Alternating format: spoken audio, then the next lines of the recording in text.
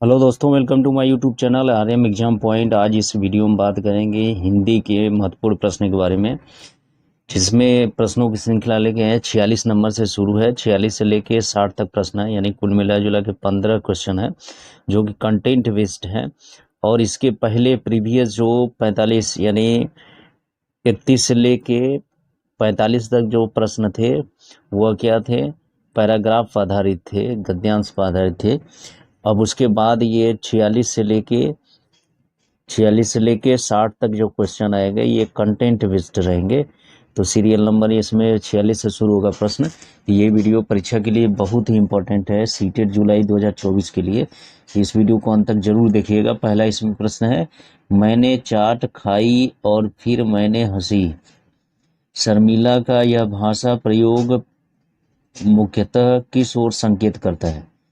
पहला है व्याकरणिक नियमों की जानकारी न होना, दूसरा है नियमों का अति सामान्यीकरण, तीसरा भाषा प्रयोग में असावधानी, चौथा है भाषा की समझ न होना। तो इस वाक्य से शर्मिला के भाषा प्रयोग से किस ओर संकेत करता है? तो ये होता है व्याकरणिक नियमों की जानकारी न होना, यानी 46 का पहला विकल्प इसका सही हो जाएगा। 47 है व्याकरण भाषा का व्यवहारिक विश्लेषण है, निम्न में से यह कथन किसका है?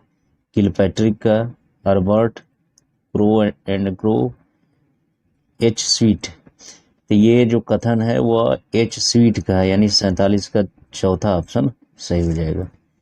नेक्स्ट आते हैं 48 प्रश्न, ऐसे साधन जिन्हें सुनकर छात्र पाठ्य विषय वस्तु को सरलता एवं शीघ्रता समझ सकें कहलाते हैं? दृश्य साधन, रेडियो एवं टीवी, श्रव्य साधन, ये सभी। तो ये कौन से साधन कहेंगे? श्रव्य साधन कहलाएंगे। 48 का तीसरा ऑप्शन सही हो जाएगा। 49 अंतर्राष्ट्रीय भाषा क्या कार्य करती है? पहला विभिन्न राष्ट्रों का एकीकरण, दूसरा विभिन्न प्रदेशों को मिलाना, तीसरा शांति स्थापित करना, चौथा विचारों का आदान प्रदान प्रस्तुत करना। तो जो अंतर्राष्ट्रीय भाषा होती है उसका कार्य क्या होता है?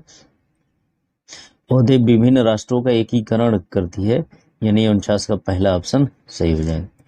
नेक्स्ट आते हैं 50वां प्रश्न, निम्न में से किस आधार पर व्यंजनों का वर्गीकरण होता है?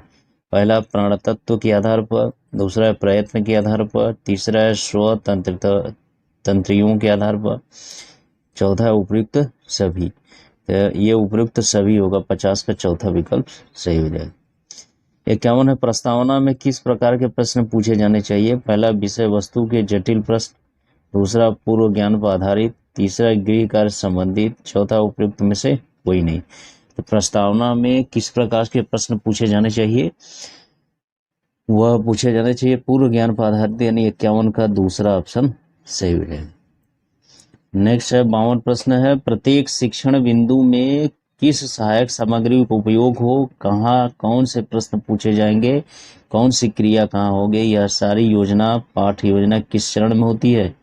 प्रस्तावना, प्रस्तुतिकरण, मूल्यांकन, उद्देश्य कथन। तो किसके अंतर्गत होती है? वह प्रस्तुतिकरण के अंतर्गत होती है, यानी 52 का दूसरा ऑप्शन सही हो जाएगा। 53 है, निम्न में से कौन सी क्रिया एक साथ चलती हैं? पढ़ना सुनना, पढ़ना बोलना, सुनना बोलना, लिखना सुनना। तो कौन प्रक्रिया एक साथ चलती है? सुनना बोलना एक साथ चलती है, यानी 53 का तीसरा ऑप्शन सही हो जाएगा।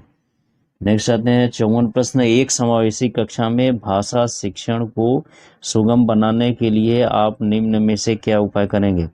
पहला पाठ्य सामग्री एकत्रित करेंगे, दूसरा छात्रों में योग्यताओं का विकास करेंगे, तीसरा उपयुक्त भाषा परिवेश का निर्माण करेंगे, चौथा उपयुक्त सभी। तो इसमें क्या होगा? उपयुक्त भाषा परिवेश का निर्माण करेंगे, यानी 54 का तीसरा ऑप्शन सही हो जाए।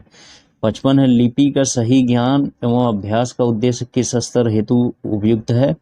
पहला है उच्च स्तर के लिए, दूसरा है पूर्व माध्यमिक स्तर के लिए, तीसरा है उच्चतर माध्यमिक स्तर के लिए, चौथा है प्रारंभिक स्तर के लिए। तो लिपि का सही ज्ञान एवं अभ्यास का उद्देश्य किस स्तर के लिए उपयुक्त है? वह है प्रारंभिक स्तर के लिए, यानी 55 का चौथा विकल्प सही हो जाएगा। इसके बाद आते हैं 56 प्रश्न, निम्न में से क्या भाषा शिक्षण का सूत्र नहीं है? पहला ज्ञात से अज्ञात, दूसरा अनुकरण से अभ्यास, तीसरा है मूर्त से अमूर्त, चौथा है विश्लेषण से संश्लेषण। तो इसमें कौन सा सही होगा? 56 का दूसरा विकल्प सही होगा, अनुकरण से अभ्यास। 56 का दूसरा विकल्प सही होगा। 57 है काव्य शिक्षण में किसका महत्व अधिक है? पहला विचार विश्लेषण, दूसरा काव्य वाचन, तीसरा है मौन वाचन, चौथा है आदर्श वाचन। तो इसमें आदर्श वाचन का बहुत अधिक महत्व है काव्य शिक्षण में, यानी 57 का चौथा ऑप्शन सही हो जाएगा। नेक्स्ट आते हैं 58 प्रश्न।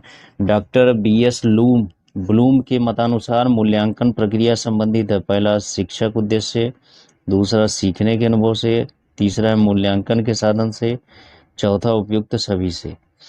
तो डॉक्टर BS ब्लूम के अनुसार मूल्यांकन प्रक्रिया संबंधित है, किससे संबंधित है? वह उपयुक्त सभी से संबंधित है, यानी 58 का चौथा ऑप्शन सही हो जाएगा।